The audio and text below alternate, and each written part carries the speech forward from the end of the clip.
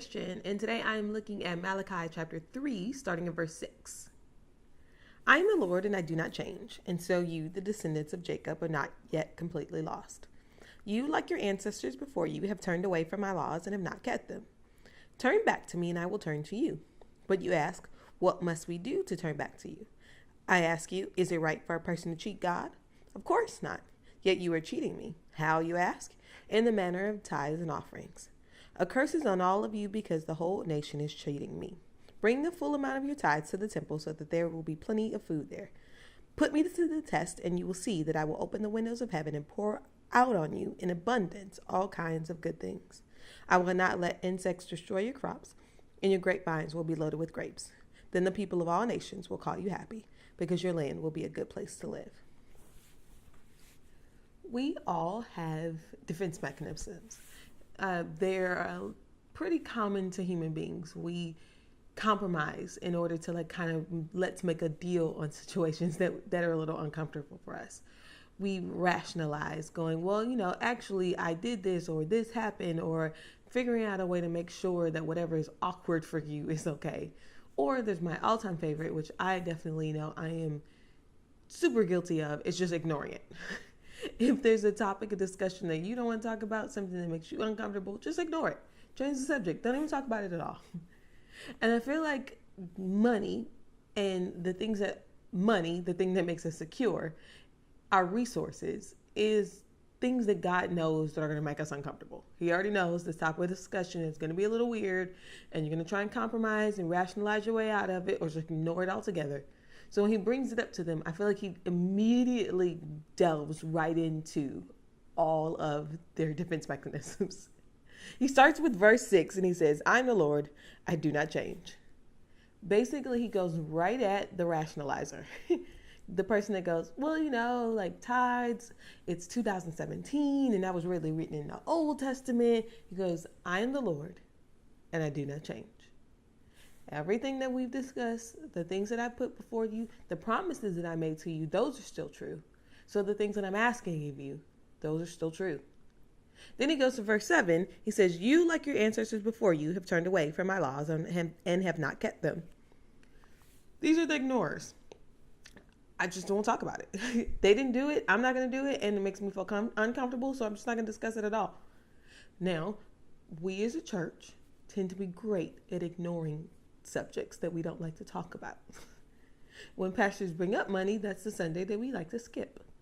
Or if there's a combination of anything, it might be AIDS or homosexuality or these kind of things, we just don't talk about it. We don't want to talk about it. He goes, you've been ignoring what I put before you. This is something I asked of you, and you're just not talking about it. We can't continue like this. He says, because the way you've been ignoring it up till now, it's actually hurting you, and it's put a curse on the land. Then he jumps forward and he says, I ask you, is it right for a person to cheat God? Of course not. Yet you are cheating me. How, you ask? In a manner of tithes and offerings. Verse 8, he goes right for the compromiser. He actually puts in one long sentence and doesn't even let them get in, because he's like, I'm not even going to let you take a moment to be able to compromise your way out of this. Going, because we did this and then we were kind of going to. He goes, nope. You asked me, you're cheating me. This is how you're doing it. I'm not going to give you a chance to get in there. And he says, bring the full tithe. No compromising. There's no way to go back on this. This is what I've asked of you, and this is what I'm expecting of you. Now, the thing about God is he doesn't ever do anything without a purpose. And I think one of the things that reason he starts dealing with their defense mechanisms right off the bat is he wants them to start thinking about money based on how he thinks about money, not on how the world thinks about money.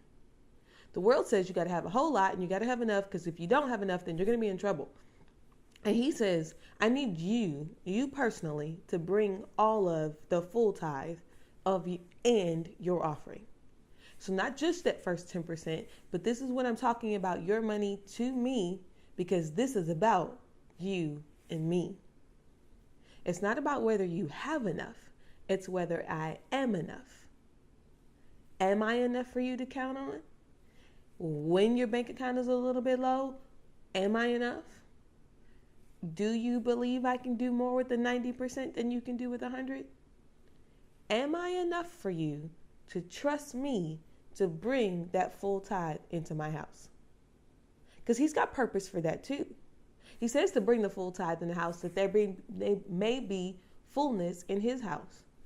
You love your pastor. You love your church. They need to keep the lights on.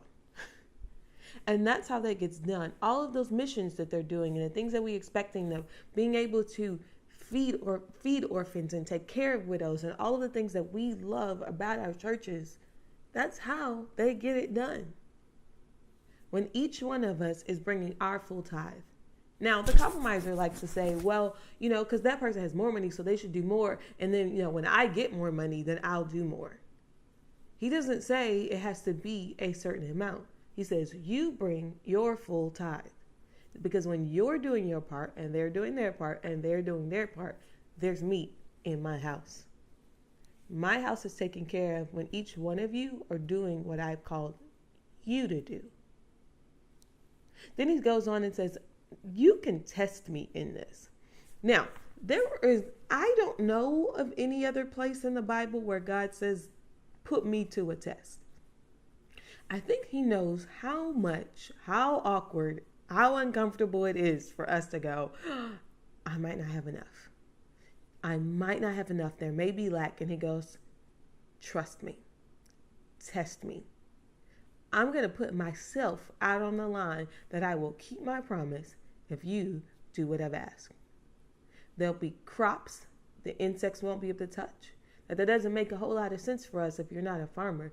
But that means that the thing that you use for sustenance in your life, your resources and the sources that are brought into your family that take care of your life, the devourer can't touch them. That not means that Satan's not going to try, because he's absolutely going to try. But God says, I won't let him go but so far. He will not be able to take over what it is that you have in your life because you put me to the test. This is an uncomfortable situation for most of us because it feels like when it comes to money, there's never enough. The millionaire wants billions and the person with 5 doesn't know what to do with it. But God said, put me to the test. Trust me that if you are bringing your full tithe and your offering into my house, there will always be meat in my house. And as long as you're taking care of my house, I will always take care of yours.